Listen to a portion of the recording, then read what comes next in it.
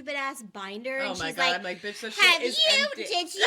But you don't want to talk about the time you went to Starbucks and didn't get me anything.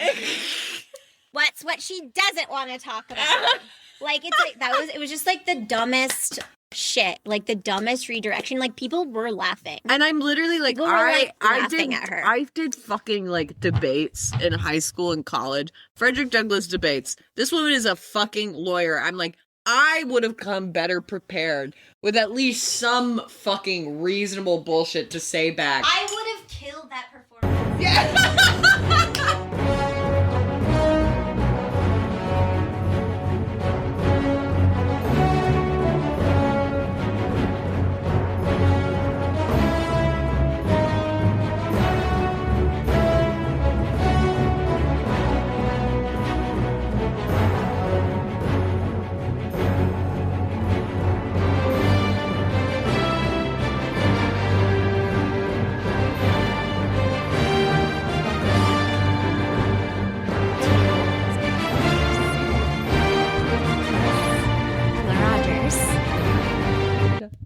Oh, this is about that book. It's about that fucking murderer from the ancient times. from Victorian England. The one, someone who killed people with perfume? No, he turns their bodies into oil and makes them into perfume and sells it. Oh, I love that. You should watch it. Is that about yearning, though? No, but it's with Ben Whishaw, who is it is because he basically he smells women on the street and then he gets obsessed with them and tries to capture their spell. Oh, it's the guy who did Run Lola Run? What? What a crazy jump. Oh, the purring is so cute. Can we get that? You're my husband. Get it. Very good. Thank you very much. That was Futon. So much. We have a change of location today, guys. We're in my house today. Yes. Emma has transported her studio. It fits in a 20-inch carry-on, believe it or not. Really sick, actually.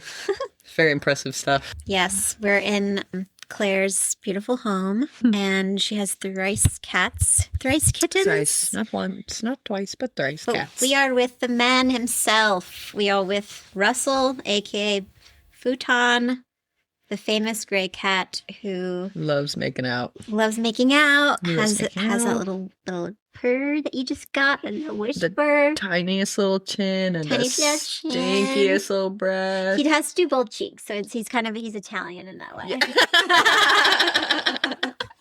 Yeah. He kisses you on both cheeks. Yeah, every time, about 1,000 times. A pure gentleman. Mm-hmm. Mwah. He's Italian. He's Italian man. Fettuccine. What did the French do? You just came back from Paris. Oh, yes, I did. I was in Paris. I noticed, it's a myth. It's a total myth that if you speak French in an American accent, that they'll just be like English. They'll just start speaking English to you. The large percentage of French people I met do not speak English. And so I was really working on I did not think I could speak any French. Turns out I can speak a lot more than I thought I could. I just had a really mean and I just had a really mean French teacher who ruined all my confidence. But I was really breaking out some high school French that I did not know was deeply buried in me. That's exciting. Yeah, for the first time ever when we were traveling, I was carrying all the the interactions. Wow. And the French are insanely, like the average French person is so much better dressed, but they are so uniform. Dark pants, jeans, wool overcoats, smattered black puffer. And the one thing I notice is that if anyone is wearing anything like somewhat outlandish, it's leopard print. But it's so uniform. Like, I felt very out of place in what I was wearing. Like, it was obvious you were an outsider. It's so odd. Like, they really don't push the boundaries so much. It's so it's so chic, but it's so classic, everything that they wear. Mm-hmm. And also, it is very New York-y, too, which I was surprised. Like, the transit is super good. Uh-huh. The people are, very similar. Literally, the last time I was in France, I went to Normandy when I was, like, literally maybe 7 years old. I would love to do something like that. I want to go to the beaches and, like, oh my God, the countryside and stuff. The countryside, it feels like you are in, like, a Disney movie. Like, you're walking, there's all stone roads. You're walking home, there's just, like, a cow, a farm. People are, like, using horse carriages and stuff, like, hay, like, hay's everywhere. It's so beautiful. Well, that's and then you're also on the coast. It's beautiful. And then you get the big stone beaches. Oh, my gosh. I'm so unbelievably partial to stone beaches. That's what I loved about Croatia. All white stone beaches. And I'm like, do you know how much more pleasant and how much more likely you are to go to the beach when you can actually just stop by and not carry it with you for 4 I know, days? Not getting sand and be like, crevice. well, I guess all these things that I'm wearing and love, I won't be able to wear them for 4 months because they'll just have fucking sand in them forever, and I'll feel like I'm getting serrated when I wear them. It's just slightly less comfortable to sit on, obviously. Yeah. Mm-hmm. But you have to come prepared. Yeah, exactly. You have to have a chair. But I'm like, I don't mind. Like, that's fine. Once you find your little butt, you make your little indent in the stones, it's fine. Like, you can start, like, building a fort when you get there. Oh, dude. Playing with rocks, like, I'll be there for my whole life. Come on. I was obsessed with building forts when I was a kid. I feel like that's, like, a weird, like, animalistic thing that we all have. Truly one of the most fun things in the entire world. But it's also like a survival skill. It's like we're kind of learning how to find shelter. Harkens back to our days as monkeys. Yeah, because we live from the trees. That's why I love the idea of living in a tree house. Yeah, that would be peak. We were arboreal. Arboreal. So yeah, reflecting on the last ep, we did a Lady Chatterley's Lover, and I have had some further thoughts about it, obviously. Hit us. But first, we want to thank the audience for sticking through with us. We did put out an 1.5-hour episode. First, what did they say? Oh, it's self-indulgent. And then we said, actually, maybe, but also let's think about all the dumbass comedians that put out 4-hour-long episodes weekly. Then we looked ourselves in the mirror and we said, God damn it, we gotta publish this. This is for the people. And on that point, actually, also, we must continue to do it on a weekly basis consistently. But yeah, thanks for sticking with us. It means I think that we're friends now because we divulged probably our most intimate desires and thoughts. I'm like, I don't think I have anything else to say, I know. I feel like I just I told you guys everything. I told you guys we told you the middle name. We did, right? Middle name was revealed. Yeah, we did. Kind of massive. I usually don't tell people that. They usually don't ask. So good. We were introduced to 2 interesting characters, one being Clarice and the other being Muriel, who is in I-95 Diner Waitress. Clarice is sort of the everyone. She's the kind of person that you meet, at the end of the night at a bar, and she's had 1,000 jobs, and she's none lived of a lot her of stories lives. are consistent. And she looks like shit, but you also kind of want to look like her. Like, she looked like she partied a lot. Yeah, she has like a rosacea alcoholic hue to her skin. Yeah, exactly. It's not just the cheeks; it's the whole body. Whole body. Whole body. It's all over the cleave. Absolute mess. Yeah, cleave is definitely leathered, but we also love and respect her because she's wise and she knows stuff. And she's really, she's giving you advice that is right. You can barely understand her, but there is a 50-50 chance she's completely lying to you. But yeah, there are some absolute gems and nuggets of truth. You just got to get through to it. You just got to figure it out. Yeah, you have to decipher for yourself which one you want to follow. Oh, so what I was thinking about is I think that interclass relationships are revolutionary. They are. And I think that is the only way that we've learned how to level up for ourselves, especially as women who weren't able to like have their own money before very recently. 1972. So, yeah, there's a big difference between like a rich person and like a billionaire. Like, yeah. Oh my. That's such a rich and complex issue, obviously, but like striving for abundance and like building wealth is like a good thing to strive for, especially if you're successful in your own like career.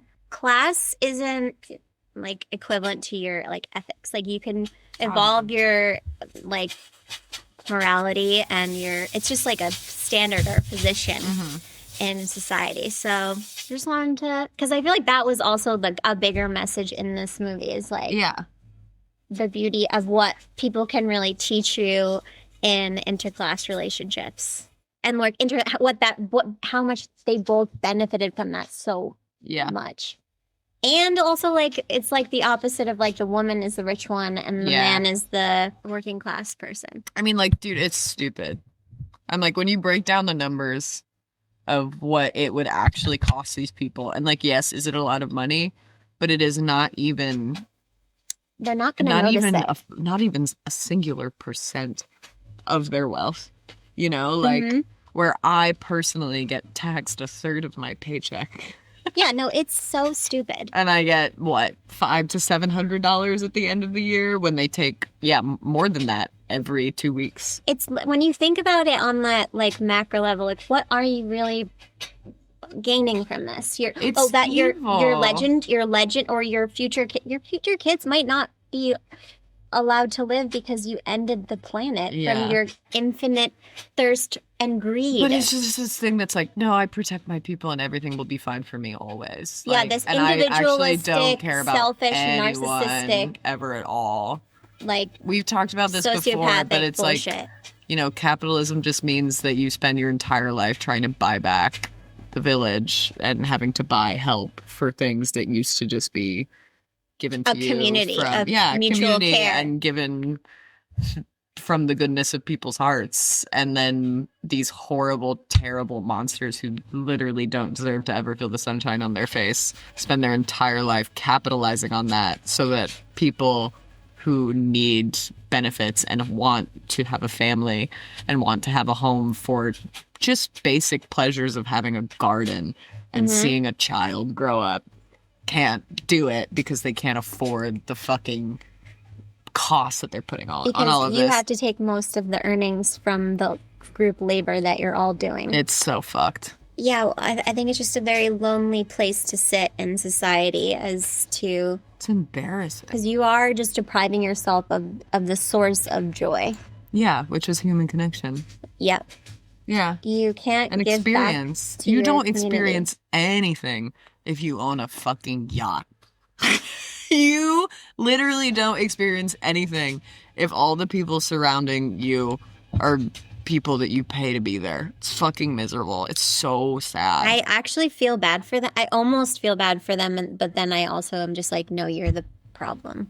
But it's like those kids in school where it's like, I want to feel bad for you because no one likes you, but you're a fucking dick, dude. Yeah. You know? You have no moral compass. Like, you're being an asshole and then you expect people to look through this, but it's like you have no fucking self-awareness and you have no want to get close to anyone. You're just throwing your personality onto people, expecting them to accept you when you give nothing back to this. That brings you to also, like, was trying to plan the next episode, and I thought that Claire would be traveling, so I was like watching the Pam Bondi hearing, and I was like, you guys, I should have done an ep of me like reacting solo to Pam Bondi hearing because I had a lot to say about that. See, okay, yeah, I actually would also like to talk about this. I watched that stuff, and the way that it makes my body feel when I watch someone. I just started emotionally eating who can't, like, I had to numb all and the I'm feelings. like, every time I watch it, I think about when I used to be a teacher, and when I was a math teacher for 6th graders, and you'd catch kids in lies all the time, or they, clearly like don't want to tell you the reason why they couldn't, whatever, you know? And the way that they talk can be so frustrating because it's like you clearly don't know how to properly express yourself and you don't know that I'm not going to get mad at you. And so you're so scared and you're so nervous that you're just like spouting nonsense. And usually, you know, you note those kids early on and then you can have enough of a conversation or get through to them and they know that like, oh, that you're someone that they can trust, they can come to you honestly and you can work out some sort of system. Because usually with kids, there's always extenuating circumstances. And I was watching these videos of Pam Bondi and I was like, literally, it is easier to get through to a boy in 6th grade going through puberty, doing math class in online school during the 2020 pandemic than this fucking grown idiot with cotton balls in her fucking mouth, like who literally cannot enter like, and I'm like, you know, controversial opinion, dude. If you read anything in the Epstein files and you don't, and I'm like, I think there's nothing else on the spectrum, and you don't want those people to die, like, to die horrible, terrible deaths after being castrated in a public forum, I don't think you deserve to live either. Like, I actually think there's something so wrong with you that if you've ever met a child, if you've ever talked to a parent, and you think that anything that occurred, even hinted at, in certain levels of the Epstein files, and you think that those people, I don't think they should be in jail. I think they should be burned alive in a pot like fucking Hansel and Gretel. Like, I think it should be like, like literally. And I'm like, and the fact that you are sitting there and pretending after you release those fucking files, you fucking cunt. Take some accountability. Like, say I'm sorry at least. Like, acknowledge it. And also, like, I'm like, girl, deflect and be like, I didn't know. Let's put him in jail. I'm like, even if you fucking lied about the way that you feel about it. But I was like, the fact that you are even putting your fucking life and your whatever fucking career you have, you fuck-ass attorney general, she's on the a line terrible lawyer, for by these the way. Fucking people. She sucks as a lawyer. Is such a level of depraved and disgusting. I like cannot even talk about the kinds of torture that I want you to get drawn and quartered. I want your shoulder blades to get ripped out by horses running in opposite directions after a fucking gunshot. You fucking loser. You should be scalped. You should be scalped and you should watch someone eat your fuck-ass hairline, you fucking bitch! I also, yes, I mean, I thought it was so deeply disturbing and also pathetic. It like actually makes you feel like you are on meth. Like, it makes you feel like there's bugs crawling under your skin. It's like the fabric of time is coming apart. Like, it's insane. The peak of it for me, the one that really every time I think about it, my body is aflame. Mm-hmm. But it was when someone was talking to her about survivors are behind you, like, will you please turn around and look at them and apologize to them? And she doesn't, and she goes, you should apologize to Donald Trump, was her response. I was like, I did not. See, you are an adult woman. I know that you're getting paid a lot, but this is actually your job. Your job is to be a public figure and apologize for oversights that you commit. And you can look people in the eye and apologize. You can say, I have fucked up, actually. That's the least you can do. Yeah. And that is actually your job. Like, why else are we paying you with our tax dollars? Yeah. Why else are we paying you if not to handle it accordingly? It is, it really pissed me off. It's unfathomable. And then she's like, there's fucking stupid ass binder. And she's God, I'm like, bitch, that shit is empty. Did you? But you don't want to talk about the time you went to Starbucks and didn't get me anything. What she doesn't want to talk about. Like, it was just like the dumbest shit, like the dumbest redirection. Like people were laughing. And I'm literally like, laughing at her. I did fucking like debates in high school and college. Frederick Douglass debates. This woman is a fucking lawyer. I'm like, I would have come better prepared with at least some fucking reasonable bullshit to say back. I would have killed that performance. Yeah.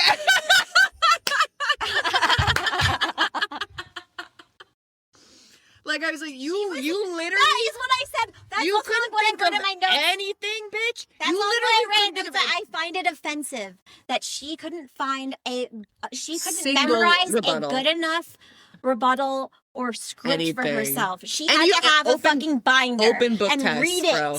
And she still had nothing. Pathetic. Nothing Pathetic. to say. She didn't even put a rehearsal in, babe. Yeah. It's disgusting. Thank you. Be a better lawyer. It's all about the theatrics. I love us saying how we would defend the Epstein files after I know, it's this. actually so funny. But no, but don't even, I wrote in my notebook.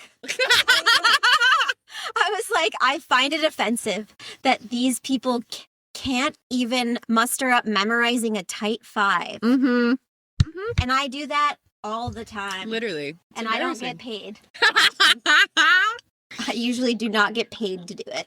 Yeah, it's truly like so It's disgusting abominable. how little they give a shit about us. Yeah, like not even willing to put on a show, you know? No. It's just like there's, you know, even these people who did all this fucking bullshit, like voting for them and whatever. I'm like, you can't even put on a show for them. Oh my god! You can't even pretend for them. Like the like dichotomy between when it's a Democrat and versus a Republican. Like the Republican questioning of her was so. It was like one person wrote it. It just sounded it was exact it's because same. They're in the fucking files, bro. It's the exact same. Like they pick up right where the last one leaves off. Oh my god! But I was like, they're taking a Pratt Institute professor off of staff immediately after the release of the Epstein files, and the president of the United States, who's listed as raping a 13-year-old and then taking her stillborn child and launching it into Lake Michigan, has not even been in court. It's insane. Like, no, it's literally needs to be arrested, insane. Prosecuted, impeach his ass. And once again, flayed alive by a jury of his peers. I want him fucking dead. Why hasn't anyone shot him yet? Honestly, I'm violently pissed. You guys, I'm penetrated. pissed because I don't have a gun, but a lot of you do. And you haven't. See, this is the thing. When the opposition is people with empathy, it's much harder. Much harder. Well, we got to speak their language. We got to speak the language of the revolution. Yeah. Okay. So also, I was like, oh my god, I need to download Lady Chatterley's Lover as an audiobook. The book. Because, okay, first of all, I started off as one of those people that was like, oh, I'm an audio learner. I'm not a bad reader. I'm just an audio learner. And I like audiobooks if I'm going to, like, consume information. And then I got the Lady Chatterley's Lover audiobook. Mm-hmm. Now, there's nothing wrong with the way that it was delivered, but now I do understand that some novels and some books that we read need to be physically read. Mm-hmm. Because I think that's how I discovered my sexuality, was when I started reading romance. I need to hear my own voice narrate it, and then my imagine take it with me. I can't just, what did I write? Let someone shovel it down. Exactly. I want to read it to myself in my head and paint the story in my own imagination rather than letting another voice paint it for you. Mm-hmm. I mean, you know me, I'm all about the physical media. I literally can't. If someone else is reading it, I can't pay attention. My last point on Lady Chatterley's Lover is that I think also what we were coming to in the conversation was how we were kind of bickering. And you were like, they don't really have conversations. I'm like, you don't know that. You're blinded. You're digmatized, Emma. And I was like, no, I'm not. I think they have good conversations. They have good intellectual But I also come to the realization that I think what you were actually trying to say, or like what we were trying to come to, is that love. What we were actually trying to say to each other. Is that love is beyond words. It is beyond articulation. That is what I was trying to say. I think that's what you were trying to say. So I wanted to recognize that. And I'm like, I hear you. I feel you. You're right. I do, I don't believe in love at first sight necessarily, but I do believe in the fact that there's like a connection, and that anything that you put stipulations on being like what you need from a partner is nonsense. Like, because in the end, it's like, it's about how they make you feel. It's about how they make you feel. Like, I'm like, nothing is more important than that. Yeah. And I always say, like, I'm like, when Benji and I met the first time we went on the first date, I had been dating a lot. I was going on a ton of dates. And I remember, I was a seasoned pro at this time. And I was like, I'd rock up to a date like after 20 minutes.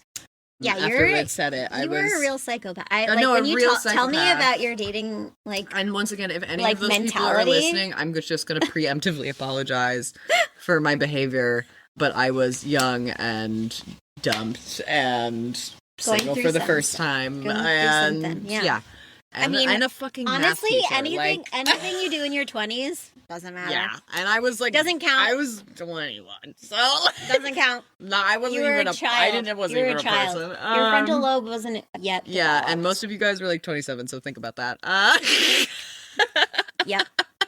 But anyway, I remember going to my first date with Benji, and I was standing outside the park where we were gonna meet, and I got so like, I just had this feeling. There's this like pit in my stomach that I was like, oh my God, I was so nervous all of a sudden. And I hadn't been nervous for a date in like probably a year. And I was like, what the fuck? And I like pulled up and I chain smoked an entire pack of cigarettes as we sat on the That's so cute. An entire pack of cigarettes. And he tells me that because I'm like, no, I like literally physically couldn't stop. I was so unbelievably nervous. It was so weird. And I remember leaving, and we did not kiss at the end of our first date. He gave me a side hug. Famously, I would feel so rejected. Oh, I was like, I'm never seeing that guy again. I was like, fuck that guy, fuck that bitch. But I remember going home and I was like, what was that? Like, I was like, what a weird thing Did he get happened nervous? To me. He got nervous too? Or? I don't know. I actually haven't asked him that. You need to ask him that as soon as possible. But he said, no, I mean, he said, he's told me many times that he was very enamored with me. First date, which I was like, is fabulous because I was sometimes they think myself. It's more romantic to not kiss you and leave that, like, they think it's like it's more romantic to leave them wanting more. Just like, he doesn't kiss on our first date. That's like a thing for him. I like that. I feel like also I've come to the realization that I prefer like literally just being friends with someone first to see like if I like them as just a friend before it could even be like I could see any kind of romance with it. I feel like I work it reverse.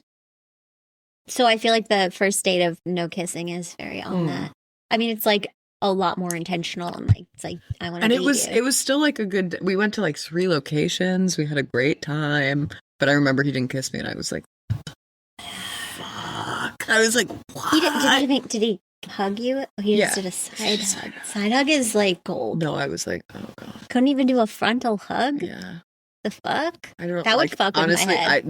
It absolutely. When he texted me the next day, I was like, what? It's like, I thought you hated me. I was like, I thought you hated me, dude. Yeah. You wanted me dead. Well, also, most men want to like fuck you like immediately. So it's kind of crazy for someone to not bongo. Be like that. I think, he's probably also like a little guarded at first, wants to feel out the situation before he got his heart involved. But all to say that I'm like, I definitely felt a very strange feeling when I met him for the first time that I felt long after we stopped seeing each other the first time, that I was like, we had a weird thing and we had like a weird, just energy between very weird energy. Yeah. I like actually have literal dreams about it, but I remember one time we went on a date and we went to Tompkins Square Park, or we were going somewhere. We were coming from somewhere. We were going somewhere else, and we walked through Tompkins Square Park. And I was like, fuck. I was like, I haven't been on a swing set in a really long time. And he hoisted me over the fence into the park, and we played on the playground for like probably an hour and a half on the way to wherever we were supposed to go. And when I say play on the playground, like we were literally like fucking skidding on the floor and like running under the things and like, that's so fun. Sliding down the slides. and and like out of breath, like playing on the playground. And I literally went home that night, and I was like, so that was the best. That's the best thing that's happened to me since I was like 10 years old. Yeah, I feel like it's like almost like your inner children are meeting each other. But yeah, I think Benji's the only person I've ever felt really young with. That's cute. I'm like, when I said even when I was a teenager, I'm always like, I've been old my whole life. Mm-hmm. And the only person I've ever felt young with has been Benji. Oh, I feel like a little baby with him. Claire, so I saw a fucking video on Instagram or something that if you have a bottle of champagne or Prosecco, instead of putting like a stopper in it like you would with wine, you should put like a fork or a knife in it, so the top is sticking out. And I tested it out, and I left a bottle of Prosecco overnight in the fridge with a fork in it, and the next day I poured it out, and it was so bubbly. I'm so confused. And I don't know what the science of this is, but I'm telling you, it fucking works. It's insane. Crazy hack. One of my most serious ex-boyfriends got me one time for, I don't know, maybe for Christmas or for my birthday, wine stoppers. And we had the biggest fight about it, because I was like, this is a horrible gift. But Ew. I know. Isn't that the worst? Are you fucking it's just like the kidding most me? low effort bullshit. I'm like, gift. Okay, not that I think any of you are, but if there is a singular man listening to this podcast, find out a singular interest of your girlfriend. And Are you listening? I've been talking his ear off about everything I'm into for years. If you don't know, and I'm like, I am in particular like not a great gift giver. Like, it's really hard for me because I'm like, I have really specific tastes, and sometimes I'm worried that things I like are getting in the way. But find one thing that she really likes. Does she like a weird movie? Is there like some weird designer that she really likes? It's literally not that hard. And then you get her a coffee table book. Yep. Or a book on that topic that she's weirdly fascinated with. Or that DVD. Books are the greatest gift in the world, because you're saying, I want you to engage with this thing that you really like even more. And coffee table books are super expensive. No one who doesn't have a job in fucking fashion or design buys them for themselves, but every single person in the entire world wants them. Yeah, and they're just nice to have around. It's exactly. It's just nice and thing the to fact that click through. No, that's they when I literally knew and it's so easy. It's fucking bookstores everywhere. Used bookstores, seriously, gorgeous though. vintage coffee table book. He got me wine so stoppers. Diabolical. That's so disrespectful to your character. We had been together for at if least you know a year. Emma Rogers, buy her fucking sunglasses. Like, are you fucking kidding me, dude? Dumbass. This shit's so easy. No, like, you're so easy to shop for, actually. And then I think he also one time, thank you. He also you have like a uniform and such specific taste, and you like orange, and you like big scarves and gloves and weird sunglasses. Like, I love sunglasses so much. You are actually the only person I know who's easy to shop for. Like, that's it's crazy. I'm so mad for you. I'm also very easy to shop for. That's why we broke up. I mean, that's why we broke up. Because that was the not that, but okay. I think the gift. Oh my god, there's another one. There's another. What is the another one? Tell me the another one. The next, so fast forward. I'm like, okay, I'm gonna forgive him for this. Mm-hmm. Fuck. I can get over it. I swear. We move in together. We live in Portland, Oregon. Oh my god. He gets me. It's the worst two sentences I've ever heard together. We're like 23 or something. Also bad. Right out of college. No, 23. He gets me a gift certificate. No. Oh my god. What? To a sensory deprivation tank. Now. Guys, I actually peed myself a little bit. So fucked. Now. What the fuck? This also is crazy because, Who told him to do that? Who cares? Like I could give a fuck about a sensory deprivation tank. I know for a fact that's something that he's interested in. Oh my god. So he just got me something that he's interested in, but just literally showed me that he doesn't know me at all, even though we've been dating for, I want to say 2 years. So insane. And that's when I got the ick. That's disgusting. I was just like, you got me something that you want to go to, so here it is. Like, you go use it. I actually don't want it. Isn't that crazy? Like, I just think that, like, that's... And what was the occasion for that? I feel like it was my birthday. Oh my god. I remember I was like, Valentine's Day feasible. It's like, we could do it together. Like, blah, blah, blah. Still not great. No, it was but my your birthday. It was my birthday. Once again, I'm going to reiterate it. Coffee table books. Literally get me any book. On any book. Anything she's doesn't even have to be a coffee table book. It could be just a book that shows me that you were listening to me when I was ranting about this, that, and the third. You know? Like, it's not that hard. So but, like, gifts like, reveal so much about your partner. I will also say this. So, on the complete opposite end of the spectrum, not to, like, you know, tell you to go fuck yourself, but... but I'm going to But I'm about to. Yeah, I mean, Benji's a fabulous gift giver, but I do say the best gift I've ever gotten, and the most seen I've ever felt by anyone in any relationship ever, is... I have this really deep fascination with the recording of the 1976 Sapporo Olympics. It's on the Criterion Channel. I've watched it hundreds of times. I discovered it once, and I've watched it repeatedly. I think it's absolutely incredible. It's just a really good. I mean, I love the Olympics in and out of that, but it's also just like a really beautiful movie, which a lot of them are, and a lot of them are just like documentaries that are kind of boring and incredibly long. But it's like a beautiful new wave Japanese movie with like, and also just like the idea of the whatever. Anyway, I love this. I can't get into it, but Benji went to Japan when he was still working with Kith, and what he got me for, oh my gosh, it's actually gonna make me cry. What he got me for Christmas that year is a original poster from the original release of the movie that he bought in Japan because he was sitting at a bar across the street from a bookstore that was closed, and they had it in the window. And he came back the next day to see if they still had it, and he bought it out of the window, and it's the best gift I've ever gotten in my entire life. I love that. I love that so much. It's like... and he's never watched it with me, but I talk about it all the time. And it's I love that he noticed it in the first place. Yeah, he was sitting at a bar, and then when he told me, I was like, where did you get this? Oh my God. I was like, I didn't even know they had posters for this. I was like, why would they have posters for this? Like, I never thought to, and it's beautiful. It's absolutely beautiful. Sometimes when we are fighting, and I'm aggressive. Benji is not aggressive in any right. Benji doesn't yell or raise his voice. But that might actually drive me crazy. Sometimes it does. Because I'm just like, I sometimes need to be angry. And I always tell him he's not allowed to look at me when we fight. I love that you're like, you turn into a dominatrix. You're I'm like, I can't because... Don't even get the privilege of looking at me. So you're yelling at me, right? And imagine trying to fucking yell at someone who's like this. Yeah, it is really hard because he's making a face. He's making an obvious... And you've seen Benji's face. You've seen Benji's face. Imagine him. He knows how to fucking frown, downturn, and just light tears in his eyes. You can't fucking yell at that. So I'm like, don't look at me, dude. That's so funny. I literally fight with him like this. You're like, I need to My head is up at the ceiling, and I'm don't like, even dude, look you at can't. me. And then I do, and I start crying, and I'm like, fuck you, bro. Come on. Reminds me of the Pam Bondi hearing. Dude, he's so cute. Like, I'm like, why you can't look like a fucking little puppy. You need to let it out. Like, yeah.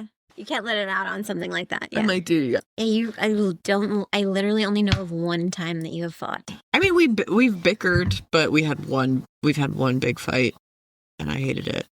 I think it's healthy. I think it's healthy. I think it's healthy to fight. Not all the time, obviously. I think when you do get through the moments, I feel like it's just that usually deeper in the relationship. We get upset, and then we talk about it, and it's fine. Then it gets fixed. But I'm like, I feel like that is what makes a relationship, I think, is how you guys can repair. Yeah, so I'm like, when people say we don't fight, I'm like, we do fight. But I'm like, it's just good over at in 15 or 20 minutes. Like, it's a pretty good. It's crazy. It's a pretty good story for the girls out there. I gotta say. That's what I say. I'm like, girls, you can go from being like literally dating a sex addict. A sex addict. I dated a sex addict. So literally dating a man. Michael Fassbender. Yeah, exactly. For the pod, and then immediately jumping into Jack O'Connell. So just in case, it shows that she made a few mistakes before getting to the secure one. Yeah. So when people are like, that's my pattern, I'm like, yeah, but then sometimes shit shakes up on you, bro. And sometimes also I will say, like, I'm not well adjusted. Like, Benji will sometimes have, when we're sitting on this couch, Emma, and you like lean to the side, he'll have his phone like this facing him, and I'll be like, you need to show me your phone right now because I just need to make sure you're not texting a girl. And he's like, okay. And I'm like, thank you. Oh my God. No, I mean, like, it sits with you, girl. Yeah, you're traumatized. I am traumatized, but I know I'm traumatized and I know it's not him and I tell him. And I'm sure it's quite annoying for him, but, you know, I do what I do. Sometimes you gotta do what you gotta do. Because you never know when Hey, sometimes you gotta do what you gotta do. We're watching Perfume. Perfume. With Ben Whishaw. The story of a murderer. Ben Whishaw, I did not realize has been around for this long, but I guess similarly to everyone. I'm like, I watched them when I was kids, but I'm like, that was 3 years ago. But this is from 2006. And it's directed by Tom Tykwer. God knows how you pronounce that. It has to be German. Because he directed Run, Lola, Run, and then this 2.5-hour movie from, I've actually never seen this. It's from, on Criterion, they always do like, you know, where it was, I guess, released originally. But this is Germany, France, and Spain. So, all over the place. Starring Ben Whishaw, Alan Rickman, rest in peace, and Rachel Hurd-Wood. Not Rachel Allen Wood. Rachel Hurd-Wood. We heard you. We heard you and we saw you. I have seen this before, but similarly, I watched it when I was but a babe. And I have not seen it at all, but I do love a weird scent, and I do have a perfume line. Please go to mrodgering.com/shop and shop my espionage capsule collection, including a fragrance. Thank you so much. Thank you so much. Let's fucking hit it. But oh my god, I forgot about this. I'm really into period pieces right now. I've always been into period pieces. I've never gone off argument with not argument, but Callahan is always like, I'm not into period pieces, and I'm like, they make me feel something, and they make me forgive things I would never forgive. I love them. Freaking Mr. Darcy, are you kidding me? Like, I just love them. Me and my friend in high school were obsessed with that movie and saying, Mr. Darcy. we literally psychologically waterboarded her dad in the car by talking about it. Mr. Darcy. Psychologically waterboarded. So, just doing that voice on the way back from Vermont. He was like, I love kids. He was like, girls, please stop. Girls, please. Please. We made him listen to the soundtrack over and over. The soundtrack of Pride and Prejudice? Yeah. What even is the soundtrack? That's insane. That's insane. We were obsessed. Ben Whishaw is the king of the period piece, as I'm learning. But I just saw him in film forum at Peter Hujar's day, and he was so good. So I'm very happy to be watching. Like, he's in so many period pieces. He's in so many projects in general. Yeah. What time period are we in here? These hats are making me think 1700s? Yeah. 1600s? These hats and these wigs are aiming at 1700s. This is what we should do to Pam Bondi. Trump first. Like, I get the crowd hanging now. This, I'm actually really glad we talked about the Epstein files before this. Yep. Let's go. Oh, I'm getting just this beautiful feeling in my body. Why don't we do this anymore? No, that's what I'm saying. They might have had it right. They might have had it right. I mean, the French really, they said public executions. Public executions. Do you know that their last execution, like, by guillotine was in the 70s? Shit, can you recent. fucking believe that? That's recent. Personages leaves no trace in history. Wow, this is good. I'm already, like, really locked in on this. Good. Ooh. See, I also love period pieces where we're actually seeing how nasty shit was. Or just like how, yes, the reality of being a human. Oh my god. Oh my god. Giving birth. Live birth. Doing your birth by yourself is crazy. Oh my god. Oh my god. Oh my god. My dad let me watch this when I was in elementary school. I kind of love that he did though, because that gives you kind of a better picture of what it actually like. Her fish stand? And she keeps doing it? That's disgusting. Oh my Oh god. my god, that is No. a stillborn. That baby is breathing. Oh, it's him. Oh my god, that's fucking insane. This is actually one of the most insane openings I've ever seen. I almost vomited just then. How did they do this? Is not a real baby, right? How did they do this? How did they shoot this? This is the 2000s. I actually don't know. That can't be a real baby. It looks like a real baby. It definitely looks like a real baby. She didn't try to kill it, dude. She tried to kill a baby. Why did she I run think away she though? just doesn't want it. Murderer. Hey, here's the thing. I feel like they wouldn't really care about that in this time period, right? No. And his mother has been hanged. The fact that we made it past this point in time is insane, isn't it? No, That it is people insane. lived, That- enough people that lived human through being these times. survived. Yeah. That human being survived and fell in love and had children this long is crazy. The baby is sniffing people. That is so creepy. That's not a 5-year-old. Is that what a 5-year-old looks like? That's not a 5-year-old. pretty handsome That's like a 9-year-old, right? Yeah, he looks like he's 7 to 9. 5? I'm trying to think of what I like. Every time I see a kid, I'm like, you're all 6, probably. But 5. But I yeah, feel like 5 this is like very much like they want to hold your hand. They're still kind of like a toddler a little bit. Right? I remember I feel like they still having can't really walk 5-year-olds. normal and stuff. They can walk. They're just, they can definitely walk. Ew. He's smelling rat carcass. That's disgusting. I feel like if his Ew. nose was this good, he wouldn't have to pick up the rat, right? Yeah. I feel like he'd be able to smell Smell it it. from far He away. wouldn't Yeah. have to fucking shove it up his nostril like that. Oh, this is John Hurt narrating, right? I think it's John Hurt. It sounds like it. My favorite smell in the entire world. I actually don't know what my favorite smell is. I think mine is petrichor, I think. Currently, it's Egyptian musk. I'm actually really liking watching this after having been to Paris and kind of obsessed with what Paris used to be like. Is this Do you know is like they're the last developed city to get sewage? Okay, Okay, so we're setting up the murderer. He knows how to deal with skin. ugh. And he also was sniffing dead Carcasses, red yeah. rat carcasses as a child. I think that was a big indicator. Well, that's what they say about the Seine and the Thames, is that they just throw everything in there back in the day. I'm not surprised. God, it does stink though. That is the other thing. The French are stinky. So Perry was stinky. On the train, you really smell it.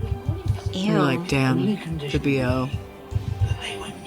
It's like a thing. Like they don't shower every day. When did he come out? I'm wondering. He confirmed his sexuality in 2013 and entered a civil partnership with his with an Australian composer, Mark Bradshaw, similar to Wishaw.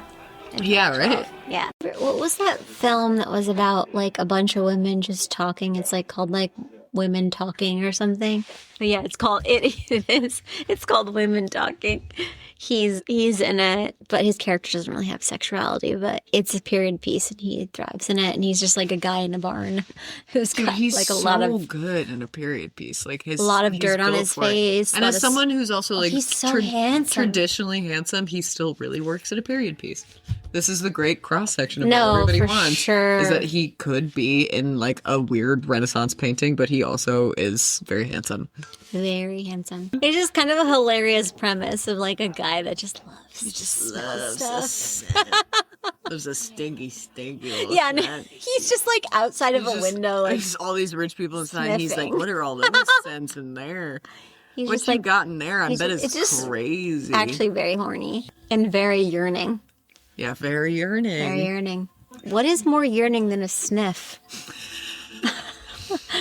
I mean, it's true. You really do. Those people you want, the smell of them. Literally, the first crush I had was the waterfront director at the camp. I was I had a crush on a canoe counselor. yeah. Yeah. It's a waterfront director. He had the worst BO ever, but he when you're into he it, you're into literally gave me his shirt and I would sniff it. it. He gave you his shirt. Gave Why me the his fuck shirt did he give you his because we shirt? were in love. I also feel like if you lose someone, if someone dies, you smell their Smells crazy, clothes. yeah. That's like all you have left. And that like brings you right back to being with scent them. is the most palpable, I think. I had an ex tell me that every time they smelled popcorn, they thought of me. And I was like, no. I was like, go fuck yourself. I was like, you know how much I pay for perfume, and all you smell is the fucking popcorn. Then I don't know. I feel like that's sweet. But I also was like, I'm glad you could never go to a movie theater. Yeah, without thinking of you. Like, yeah, I feel like it's kind of haunting. Sure, I stunk of popcorn. And it also, I'd leave work sometimes, and I'd get home. It also speaks to how much you love movies. Your shirt off, and then I'd just smell the popcorn on my sweater, and I'd be like, oh god. See, this hair dye is from 2000s for sure. Ben Michelle's just walking down the street, sniffing ladies. What's on his neck? Yeah, I was just thinking that. Is it just like a eczema? skin Is it just disease? really bad skin? Yeah. Where did they go? Oh my god, that's so... Ew, ew, oh ew. my god. That was disgusting. He just assaulted her. Wait, I'm sorry, did they have fireworks back then? Wait. I guess. What? Yeah, when were fireworks? Wait, this is actually... They were invented pretty early because that's how 4th of July came about. Oh my god, you're so right. Wait, what? That's crazy. That's to me, I'm like, it started the 20s. No, it started as a war thing to like claim victory. No way. Yeah. What? That's right. And the Chinese. Yeah, that we've all done it to be like, we won. Yeah, the Chinese definitely made it way before any of us. 2nd century BC. Cool. Pretty early, babe. Got it. Got it. Again. BC, before the know-it-all gets schooled. Christ almighty. Know-it-all gets schooled once again. Yeah, I'm gonna cry myself to sleep about that one tonight. He is really scary with this. This is about her. horrifying. Imagine having that interaction in the street and you see him at your house. And then he's just like in your house. The window of your home. Mm-mm. Oh my god, this is so Oh my god, he just shows up and darkness, he's sniffing her. He's sniffing her. He's sniffing her. That her. is terrifying. It's actually terrifying. I actually went... That is like my worst fear, honestly. How do you not sense this? Are you joking? How do you not feel him? You would have sensed him 5 feet away. Oh. That is terrible. Dude. How could you not hear him sniffing you? There is no way in the world. No way. No. Ew. I would literally lose my shit. I would have... Oh. No. And like his dirty, dirty, dirty hands. So gross. Oh. He's gonna murder her. Oh yeah, he's gonna kill her right now. She's gone, dude. How did he kill her? He strangled her. It's really traumatizing because she looks kind of like me. She does. She's so beautiful. Beautiful redhead. If I don't say so for myself. Wait, so he literally... How did he murder her? He asphyxiated her. But like I didn't see him really do it though. Yeah, I mean, it was pretty light. He's got sepsis on his neck or something. It's disgusting. It's so gross. It's actually really vile to look at. Stop. What are you doing? Ew. Oh, no, sniffing her dead body. In the street, mind you. She's not in her house. He is sniffing her dead body. He's like defiling This is so disgusting. Gross. Okay, so we're diving into necrophilia now, I guess. But I'm like, is he even sexually attracted, or is he just about the sniff? He's just about the sniff. I think he's definitely into... I cannot believe my dad let me watch this. Ew. This is actually insane. He's literally wafting her dead body with really, really dirty hands. This is crazy that this is the beginning of the movie. Like, where does this go? Like, obviously we know that he gets... It gets a lot worse. It must get a lot worse. This feels like a big campaign for like a fragrance ad. Yeah. Brad Pitt's about to walk out. Like we're about to be sold something. It's like rape number 465. Perry 1700. Rape defiling murder number 6. Italy 1800. Assault number 3. Necrophilia number 67. Necrophilia. Only $600. Oh fuck. Number 5. Victim number 69. Rome 2007. That is the grossest wig I've ever seen. I'm sorry, is that Dustin Hoffman? Yes. Wait, what? Yes. Hi. That is him. Hey, girl. Good to see you, I guess. Rape number 5. Dustin Hoffman in really took me over a the edge. powdered wig And yellowed teeth. is pretty jarring. remarkable. I would love to work in a perfumery, though. I love a fragrance. I also love vintage perfume bottles. I think they're so pretty. And if you're a woman, I think the most effective way to murder someone is through poison. Yeah. So, like, the most baller thing to do is to create a poisonous perfume and give it to the person you want to murder. So, I don't want men to steal the valor of that, because that's the female thing to do. It is. That's how we murder, and that's how we're continue to murder.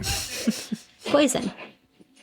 We're smarter than you guys. We don't work with. I mean, we will. We'll do that if we have to, but we'd prefer the more It's not easier. number one. The easier route. These fucking perfumists are So, dramatic as It's hell. the gayest shit I've ever seen. Putting scents on a handkerchief and then sniffing it and whipping it around and saying he did it again. Fair, this is so impressive if you could actually do this. They're gonna fuck. That's just an intuitive thing. He's thinking of some sinister shit in here. He's gonna sniff all up on everything in here. He's freaking out. Just freaking out. He's like, sense. He's basically like a little dog. Basically just like having a terrier. Yeah. Seriously. It's crazy they didn't get an Italian guy for this. Don't make him say Basta if you're gonna cast Dustin Hoffman, dude. That's so stupid. They're like Jewish, Italian, same thing. Storax has a balsamic, floral, lilac, and leathery smell. How do you combine all three of those in those? one? Food, florals, and leather? It's characterized as a distinct, rich aroma, warm, sweet, balsamic, and slightly woody with prominent floral notes of lilac and hyacinth, often accompanied by light leathery or spicy undertone. That is so good. That is literally every scent. That is literally every scent that there could ever be. And what's it from? I'm like, yeah, where does it come from? balsam Bark. From the wounded bark of What the hell? mill. You gotta fight the wood first? Has to be wounded. Similar to frankincense. It's basically the color black, but for scent. It's every color. It's all every things. scent in one. That's how you can think of that about it. He said, "I never smelt so many dead things in one place at one time." I must. So much I could do with this. I'm a sommelier of carcasses and alcohols, and I also really want to fuck this old man. This honestly is like the montage that played in my head when I thought when I was like, I'm gonna do a fragrance. I got all the oils. I was like, my apartment is gonna be a lab. And then I like sniffed the anus of a dead rat, and I said, And you said, I see the light. This I see is it's the at the best. end of the tunnel here. "This is the scent we need to go for." Literally, he just came in his pants. Here's the thing. Smelling that. I do love the perfumes I love. I don't think any of them ever made me feel that way. No, I've never creamed myself from a sniff of a perfume bottle. Of a perfume. You know what he wants that extra note to be. Rat ass. Rimming some dead rat carcass. This is also the crazy thing about like murder stories is that they like romanticize the murder. You just put it in oil, right? That's like what everyone does. Is that how you do it? You get essential oils and then you put it in like carrier oil that. But like when you make an essential, how do you make that? You just put the thing in oil, right? And then you strain it out. Yeah, exactly. You let it sit for a while. We're getting into the logistics. There you go. Let's go. Just put all the rose petals. Oh my god! And cottage roses. I've been so into rose scented stuff lately too. I'm really not into rose scented stuff. Not because I dislike it, but because I so highly associate it with my. Because her big scent was roses, so I feel very wrong wearing it. Like I remember her she had a big, I don't know what it was, but I think it was some Chanel scent. And I cannot smell rose without just constantly thinking of my mother. Your vagina will smell different based on like if you're eating right, if you're absolutely. It's crazy. That pH soaks up everything. It really does. So like people can tell like if they're like eating you out, they can smell whether or not you're healthy or not. Oh God.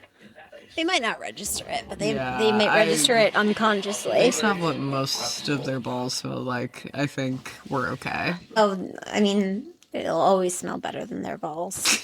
The fact that they're like, oh, now you have to gargle my balls. I'm like, no. No way. No way, no. That is actually ground zero. That's what started If coming. you can't make me come by going down on me, there's no way in hell I'm going to be gargling your balls, sir. It has to be a religious experience for me to do something like that. Yep, they're definitely fucking. You're so sad on this. It's going to happen. No. He's a wife.